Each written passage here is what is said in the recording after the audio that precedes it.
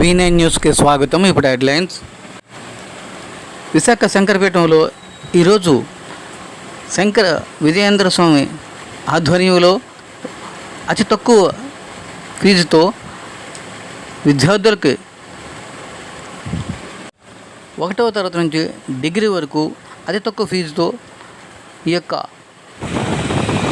యొక్క సంస్థ ద్వారాగా అందించడం జరుగుతుందని తెలియజేశారు.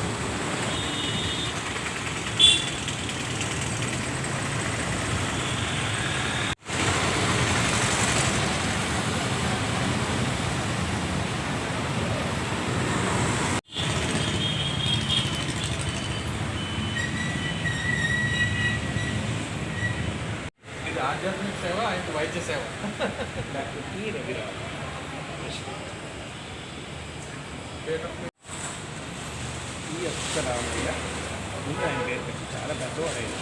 కనీసం కొన్ని వేల సంవత్సరాల నమ్మిక ఇది. కాబట్టి ఒక విద్యార్థి కంచిలో వచ్చి విద్యాభ్యాసం చేసేటటువంటి దానికి హస్తిమషికాంతరం ఉన్నది. అంటే మామూలుగా విద్యార్థి ఒక ఫీజు కట్టి ఒక నైపుణ్యాన్ని నేర్చుకుంటాడు. పీఠానికి అధిపతులైనటువంటి వేద సంస్కృతి స్వామి వారు ప్రస్తుతం విధులైన సంస్కృతి వారి ద్వారా తగిన విశేషాలు వాటిని కూడా మనం తెలుసుకుంటాం. మీ పిల్లల్ని తప్పకుండా పంపించండి. చాలా సంస్కారంతో వాళ్ళు పెరుగుతారు. ఇందాక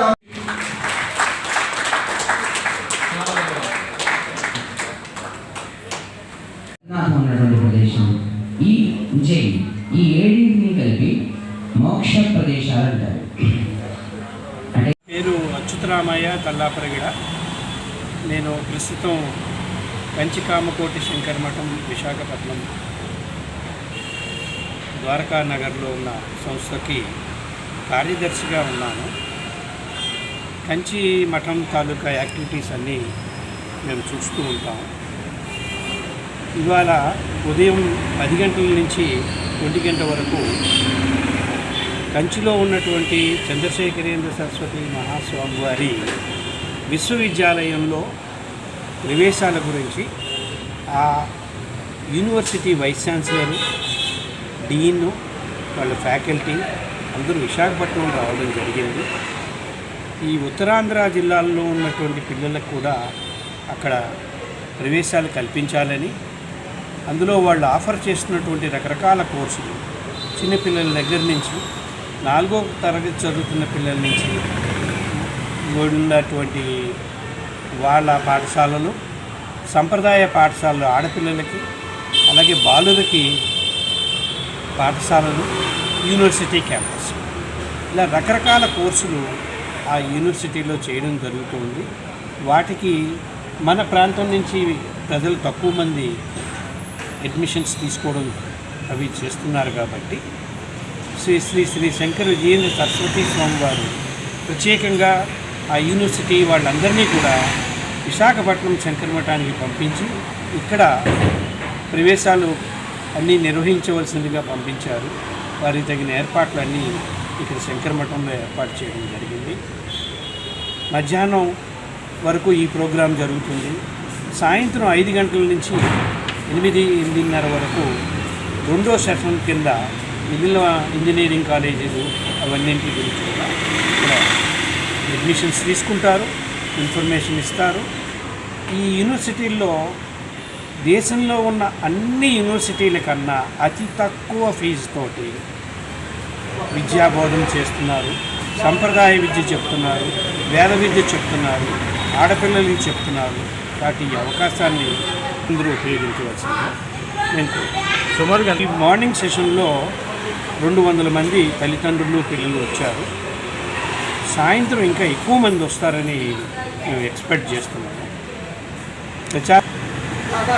చాలా ఎక్కువగా చేశాము.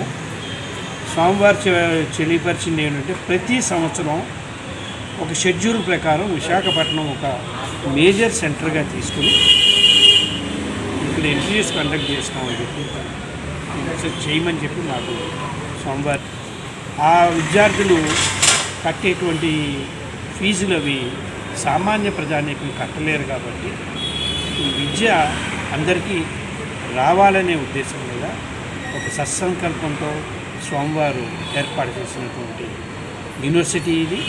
కావున ఈ అవకాశాన్ని ఈ కలరు క్రీడు ఆడపిల్లల మగపిల్లల అనేది ఏమీ లేదు. అయితే వేదం చదువుకునే పిల్లలకి వేరేగా, వేద విద్యార్థులకి వేరేగా ఉంటుంది. బాలికల పాఠశాల ఉంది, సంప్రదాయ పాఠశాల అంటారు.